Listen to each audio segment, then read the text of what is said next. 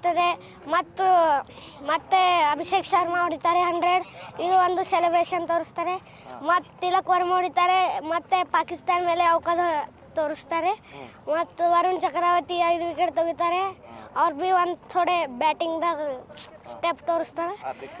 ಹಾರ್ದಿಕ್ ಪಾಂಡ್ಯ ಭೀ ಚಲೋ ಆಡ್ತಾನೆ ರೀ. ಅವ ಭೀ 50 ಹೊಡಿತಾನೆ ಮತ್ತು 5 ವಿಕೆಟ್ಸ್ ಹೊಡಿತಾನೆ. ಇಶಾನ್ ಕಿಶನ್ ಭೀ 100 ಹೊಡಿತಾನೆ ರೀ. ಶಿವಮ್ ದುಬೆ ಭೀ ಹೊಡಿತಾನೆ ರೀ. All the best India.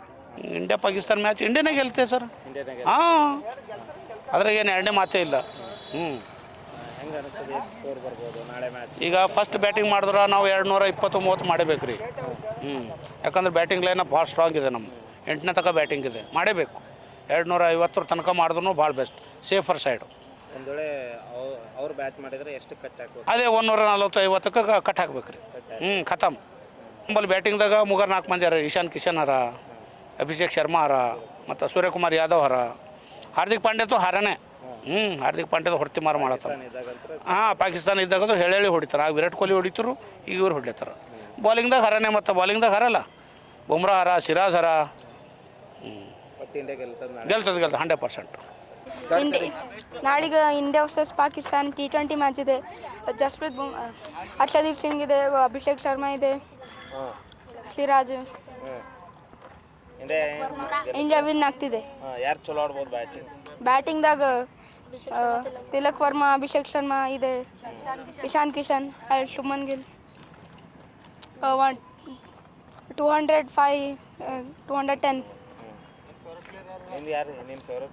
ನನ್ನ ಫೇವ್ರೇಟ್ ಪ್ಲೇಯರ್ ಶುಭ್ಮನ್ ಗಿಲ್. ಕಾತುರದಿಂದ ನೋಡಲೇಬೇಕಾಗಿರ್ತ ಪಂದ್ಯ ಇಂಡಿಯಾ ವರ್ಸಸ್ ಪಾಕಿಸ್ತಾನ್. ಐತಿಹಾಸಿಕ ಮ್ಯಾಚ್ ಆಗೇ ಆಗುತ್ತೆ.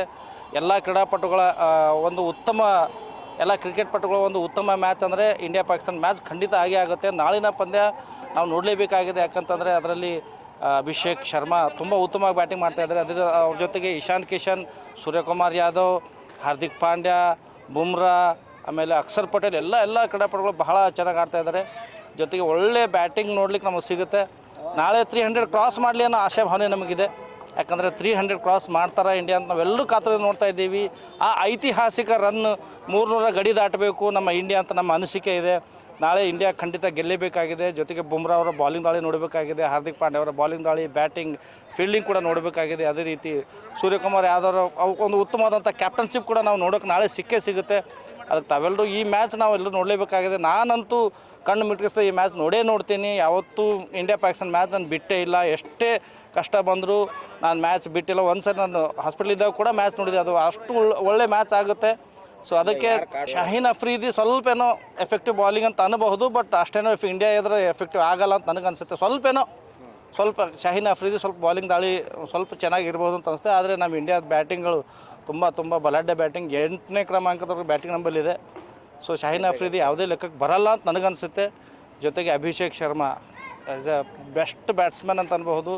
ನಾವೆಲ್ಲರೂ ಕಾತುರದಿಂದ ಅಭಿಷೇಕ್ ಶರ್ಮಾರ ಸೆಂಚುರಿ ಆಗಬೇಕು ಅಂತ ನಾವು ನೋಡ್ತಾ ಇದ್ದೀವಿ. ಇಂಡಿಯಾ 300 ರನ್ ಆಗಲಿ, ಇಂಡಿಯಾ ಗೆದ್ದಿಲಿ. 8-1 ಲೀಡಿಂದ ವಿಶ್ವಕಪ್ನ ಏನು ಲೀಡ್ ಇದೆ 7-1, 8-1 ಆಗಲಿ ಅಂತ ನಮ್ಮ ಆಶಾಭಾವನೆ ಇದೆ. ಖಂಡಿತ ನಾಳೆ ಈ ನಮ್ಮ ಐತಿಹಾಸಿಕ ಗೆಲುವಿನ ಸಂಭ್ರಮೋತ್ಸವವನ್ನು ನಾಳೆ ಮಾಡ್ತೀವಿ. ಇಂಡಿಯಾ ಗೆಲ್ಲುತ್ತೆ ಸರ್. ಇಂಡಿಯಾದ ಟಾಪ್ ಆರ್ಡರ್ ಚೆನ್ನಾಗಿ ಪರ್ಫಾರ್ಮೆನ್ಸ್ ಮಾಡ್ತಾ ಇದ್ದಾರೆ. ಇಂಡಿಯಾದ ಆಲ್ರೌಂಡರ್ಸ್ ಪರ್ಫಾರ್ಮೆನ್ಸ್ ಮಾಡ್ತಾ ಇದ್ದಾರೆ. ಬ್ಯಾಟಿಂಗ್ದಿಂದ ಮಾಡ್ತಾ ಇದ್ದಾರೆ, ಬಾಲಿಂಗ್ದಿಂದ ಮಾಡ್ತಾ ಇದ್ದಾರೆ. ಹಾರ್ದಿಕ್ ಪಾಂಡ್ಯ ಆಗಲಿ, ಅಕ್ಷರ್ ಪಟೇಲ್ ಆಗಲಿ, ಮತ್ತು ಶುಭಮ್ ದುಬೆ ಆಗಲಿ, ಎಲ್ಲ ಚೆನ್ನಾಗಿ ಪರ್ಫಾರ್ಮೆನ್ಸ್ ಮಾಡ್ತಾ ಇದ್ದಾರೆ. ಇಂಡಿಯಾ ಗೆಲ್ಲುತ್ತೆ ಸರ್ 100%. ಬುಮ್ರಾ ಮತ್ತು ವರುಣ್ ಚಕ್ರವರ್ತಿ ಚೆನ್ನಾಗಿ ಮಾಡ್ತಾ ಇದ್ದಾರೆ ಬಾಲಿಂಗ್ದಲ್ಲಿ. 101% ಅವರು ಚೆನ್ನಾಗಿ ಮಾಡ್ತಾರೆ. ಇಂಡಿಯಾ ಗೆಲ್ಲುತ್ತೆ ಸರ್.